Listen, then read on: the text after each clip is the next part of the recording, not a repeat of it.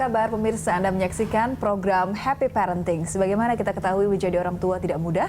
Menjadi orang tua merupakan the hardest job you will ever love. Happy Parenting mencoba menyajikan beragam informasi dan tips parenting untuk para orang tua dan calon orang tua bersama saya, Novita Tandri. Dan saya, Dora Edward. Pemirsa, inilah Happy Parenting, The hardest job you will ever love.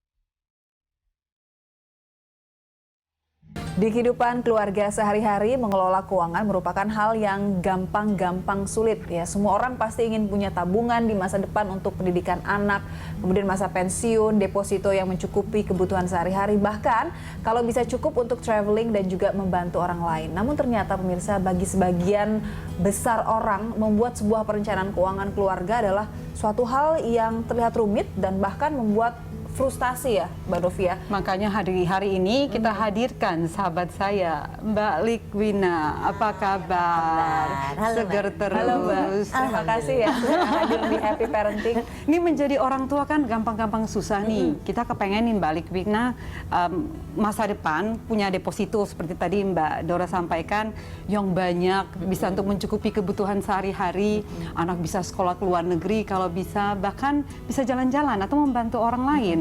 Tapi kenyataannya ternyata mengurus keuangan pribadi aja begitu sulit rasanya. Karena semua orang itu biasanya langsung ngomong, kok nggak bisa nabung ya, kok nggak cukup ya. Benar-benar. Dan ternyata mau gaji berapapun jawabannya akan nggak cukup. Dan Nggak akan itu pernah sebetulnya cukup, ya? sebetulnya itu manusiawi sekali. Oh, manusiawi tapi mau banget. sampai kapan kan kita Iya, terus-menerus iya. bilang nggak cukup. Jadi kalau kita menunggu sampai cukup baru mulai melakukan menabung, baru melakukan investasi, ya nggak akan pernah kejadian. Iya, iya. Artinya ya harus dilakukan dari kebiasaan sehari-hari. Saya banyak ketemu mereka yang boros pada saat sudah dewasa, Oke. ternyata waktu kecilnya semua diajarin menabung. Oh, oke. Sebenarnya Jadi dari kecil. Jadi kecil udah diajarin terbiasa menabung, menabung, tapi ternyata waktu pas dewasa dewasa boros. remaja, Nanti apa yang salah ya? Saya pikir kita ngobrol-ngobrol lagi, ternyata orang-orang yang boros ini waktu kecil diajarin menabung, ternyata tidak diajari cara berbelanja. Tidak diajarkan cara berbelanja. berbelanja, tapi diajarkan cara menabung. aja. Jadi di nggak celengan balance dong. Jadi perlu ataupun ada di bank. Sehingga gini, Cara pada belanja saat dia juga sudah ya. pada saat dia sudah dewasa, dia boro-boro bisa nabung karena uang yang sudah ada dia nggak tahu cara membelanjakannya, akhirnya nggak ada sisanya. Waktu kecil ayo nabung, ayo nabung, ayo nabung, tapi nggak pernah ada diskusi nabungnya buat apa, kalau sudah terkumpul uangnya buat apa, itu nggak pernah ada diskusi. Tidak ada pengertian-pengertian Nggak itu ada. diberikan. Nah ini ada. sebagai founder Ya. dan CEO dari QM Financial, kan tentunya banyak sekali pengalaman yang masuk. Tadi salah satu contohnya dari kecil diajari menabung, tapi nggak tahu cara belanja. Cara belanja itu seperti apa sih? Cara Tips belanja dan itu, triknya jadi sih, ternyata Mbak? cara berbelanja itu adalah bagaimana kita mengambil keputusan. Tadinya saya pikir, kan saya background bukan psikologi ya, kita ya. Tadinya saya pikir saya cuma mau ngajarin orang Ini nabung kayaknya aja psikolog gitu. otodidak deh. Terus teman-teman saya yang psikolog bilang, Wina ternyata itu efeknya panjang sekali. Oke. Berbelanja itu adalah bagaimana kita mengambil keputusan. Contohnya, kalau kita pergi ke supermarket aja deh ya, terus kita bawa daftar apa enggak, yang mau Oke. dibeli apa aja. Terus Ya, nanti misalnya bawa mau sih, beli, tapi sebenarnya mau beli bawa pasti ada macam melencengnya, ya. pasti ada. Tenang aja, itu nggak apa-apa kok. Iya, iya. Tapi pada Ini saat kali kita yang curhat kayaknya ya. terus pada saat pergi ke supermarket itu anaknya diajak apa enggak. Jadi anak itu perlu untuk melihat bagaimana uang ini dihasilkan dan dibelanjakan. Jadi cara Oke. berbelanja itu bukan mana yang paling mahal, mana yang paling murah saja, tapi mana yang memberi nilai lebih dan bermanfaat buat keluarga. Contohnya? Contohnya, ketika kita mau ngambil selai coklat yang import dan paling mahal, Oke. kita mengambil itu dengan keputusan apa? Oke. Oh, kita mengambil itu karena memang kita suka banget. Misalnya apa ya, coklat yang butiran itu loh. Enggak, yang selek, yang spread, yang Oh, yang hazelnut, spread. yang Oh, enak oke, banget oke, itu. oke. Gitu ya. Brand-brand Misalnya tertentu brand-brand yang tertentu. Atau dengan ya. brand lokal gitu ya. Nggak berarti mahal itu jadi jelek, nggak berarti paling mahal itu lebih bagus juga. Tapi Oke. pada saat dia membeli, aku mau selai ini karena ini enak mama, karena ini rasanya udah paling enak. Aku udah cobain yang lain, aku sukanya yang ini. Oke, tapi kalau kita beli si selai coklat yang ini, satu harganya misalnya 80.000, Oke. sebetulnya kalau kita beli selai coklat yang lain yang harganya Ada cuma yang harga 20.000, setengahnya ada gitu ya. selisihnya yang bisa dipakai untuk beli majalah misalnya. Nah, itu bagaimana kita mengambil keputusan. Jadi nggak ada benar atau salah sebetulnya, tapi kan ada exercise-nya, ada diskusinya. Nah, seperti ini yang sering hilang pada saat kita memperkenalkan uang pada anak. Jadi banyak orang tua yang mengeluh, anak saya boros. Pertanyaannya, orang tuanya gimana? Jangan-jangan memang tidak pernah mengajak diskusi, Makanya tidak pernah ada anak pembelajaran. boros, anak boros. Orang tuanya bagaimana? Ayah ibunya bagaimana? Iya, Jadi harus terbangun ruang diskusi, termasuk juga ini dari segi financial ya, mengatur Jadi keuangan justru dengan anak-anak banyak sekali usia orang cenderung dini. nggak mau ngomongin uang sama anak karena takut Tertutup. anaknya mata duitan, Oke. atau topik ini dianggap tabu, atau bahkan gini, udahlah anak tahu yang enak-enak aja, nggak usah tahu kita lagi susah gitu kan ya. Padahal justru pada saat tahu lagi susah itu dia ikut berjuang. Konsentrasi sekolah belajar aja. sekolah aja deh, yang urusan cari duit nanti Betul, urusan. Oh, sebenarnya harus didiskusikan. Perlu Mbak. didiskusikan. Jadi uang itu perlu kita perlakukan seperti makan, seperti bernafas, seperti udah ke belakang atau belum gitu. Uang itu adalah bagian dari kehidupan kita sehari-hari. Berarti ada harus Jadi masuk harus kalau- ada di dalam diskusi sehari-hari yang harusnya tidak memalukan. Memang sih ada pantangan-pantangan yang nggak boleh dibahas kayak nggak usah cerita-cerita sama tetangga sebelah ayah itu gajinya berapa, nggak perlu kan? oke, betul. Atau jangan pamer-pamer sama teman-teman sekolah kamu dapat angpau lebaran kemarin berapa. Oh, oke. Mungkin ada yang kayak gitu-gitu perlu dibahas supaya anaknya nggak usah cerita terlalu banyak. Tapi jadi diskusi soal ini mahal atau murah itu harus jadi sesuatu yang mudah untuk dimengerti, dan itu bukan konsep yang gampang karena kan nggak bisa dipegang ya. Konsepnya abstrak, nggak konkret. Inflasi itu apa? Tapi ternyata banyak kok cara-cara memperkenalkan istilah-istilah keuangan seperti itu Oke.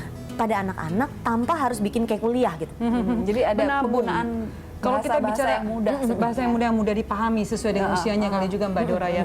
Kalau kita bicara menabung nih, kalau zaman dulu kan aku selalu punya Masukin piggy celengan. bank. Punya dengan piggy bank. ayam gitu ya. Terus dipecahin nangis anaknya. Atau sengaja dipecahin malah biar bisa tahu duitnya ada berapa, karena itu dulu tuh zaman dulu nggak ada yang ada tutupannya itu yang Iya, bisa dibuka, yang bisa dibuka tutup. kan? Yang bisa dibuka tutup, jadi sengaja dijatuhin. Atau itu perlu nggak sih? dicongkel-congkel. Congkel-congkel Fungsi gitu ya, menabung bisa tuh buat belanja. gini, tidak harus dia bentuknya celengan. Jadi itu kan hanya teknis dan fisik penyimpanannya aja. Tapi yang lebih penting adalah menabung itu apa sih? Menabung itu adalah pada saat kita punya uang, tidak semuanya dibelanjakan saat ini. Iya. Sebagian disimpan untuk dibelanjakan di masa depan. Oke. Jadi kata kuncinya adalah menabung itu supaya kita bisa pakai lagi nanti gitu. Seringkali menabung itu simpan, tapi nggak ada buat apa simpannya. Jadi menyimpan tanpa ada tujuan itu nggak menarik sama Kalau sekali buat sekarang bicara anaknya. buat anak-anak yang taruh di prasekolah, masih di PAUD gitu ya, menjelaskan beda bahwa beda level memang Mbak Noh. Jadi nggak semua langsung kita jejelin sama anak umur 4 tahun. Kebetulan saya punya 3 orang anak, umur 4 tahun, umur 12 tahun, sama umur 14 tahun. Oke. Mereka punya teknis level financial literacy yang dari berbeda-beda gitu.